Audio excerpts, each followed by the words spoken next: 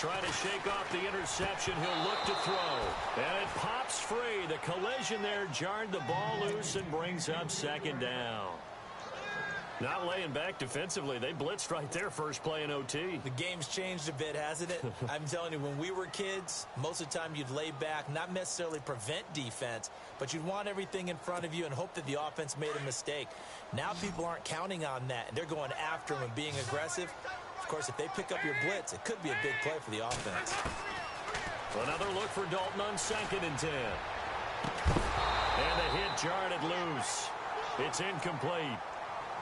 2 straight incompletions. Now the pressure's really on. Last thing you want here to start overtime, a 3 and out. And I know that a few years ago when they changed the rules about overtime, it may have changed a little bit about how you go about things. But bottom line is, when you have the football, you never want to give it up. You want to make sure you get points on the board at a minimum and put pressure on the other team. This is a huge 3rd down call coming up. In need of a 3rd and 10 conversion to keep this opening drive of OT alive. Andy Dalton. He's going to air it out deep for Green. Oh, and it's intercepted. Picked off by the longtime Charger, Eric Weddle. A costly mistake here in OT. And you know what they say, when you throw an interception like that in overtime, you don't usually get a chance to throw a second one. I mean, I'm not sure the analytics on it. Let's ask Marvin, our statistician, to ring that down for us. That's typically how coaches and teams feel about it. If you throw one, you likely cost yourself the game. First OT toss coming for Joe Flacco. Going long here for Wallace. That's going to be knocked away and incomplete. With so much for field goal range, they were going for the jugular right there, just trying to end it. That was definitely a shot play, as they like to call it, a chunk play. Whatever term you want to put on it, they were attacking deep downfield, trying to get to the end zone. Really well defended, going up and knocking it away. And he's going to fight his way forward here for a modest gain. Give him 4 on the ground there. They're now left with 3rd and 6. Some of the most unselfish players on any football team, defensive tackles, because we ask them to just eat up blocks and allow other people to make tackles. And when he can make a play himself, as we just saw there, that's a big day. Just a yard on the run there, and that's going to bring us to a 4th down. So here comes Justin Tucker in a big spot. This from 54 yards away.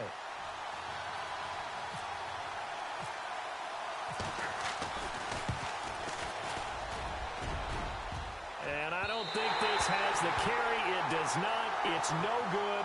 And that changes everything here in OT. Well, when you get that ball in OT, that's not the chance you envision. And the long field goal attempt here winds up lacking. And you don't want to hang too much of this on your kicker, but he's going to leave you in a tough spot as well, because you give your opponents excellent field position to start their first drive.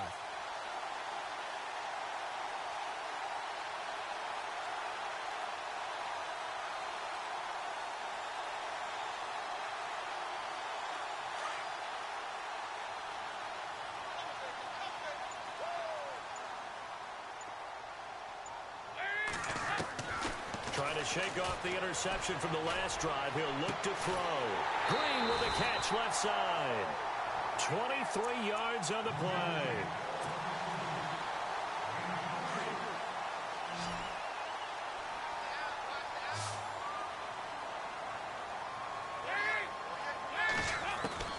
On 1st and 10, here's Andy Dalton. Looking sideline, incomplete. He was looking for John Ross that time. That'll bring up 2nd down.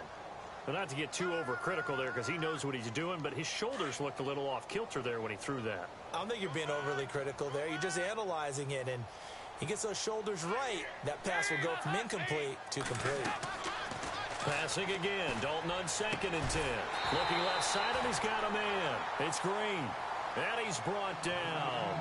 The Bengals passing game finding a rhythm. They've got another first. Charles, you get into these overtime situations, that's not a bad guy to dial into. Well, when you have to have plays, especially in a spot as you just described, we're in OT, you've got to go to the guys you can trust and you know are going to make the plays. Well, they say, it's not the X's and the O's, it's the Jimmies and the Joes.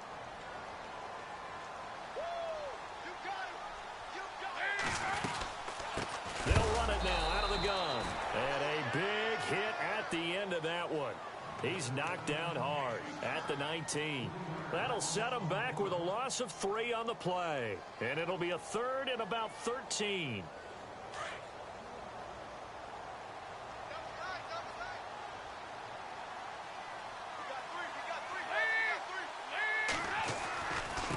Now Bernard. 2 yards on the pickup there. It's 4th down.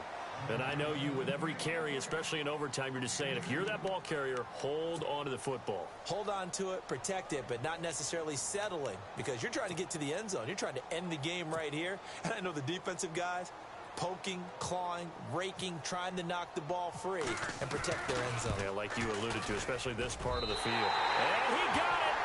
The kick is good in overtime. He's able to split the uprights. Well, we thought this game would be a good one. It did not disappoint into overtime, and it took the field goal to win it. And we always pay lip service to how important it is to play defense.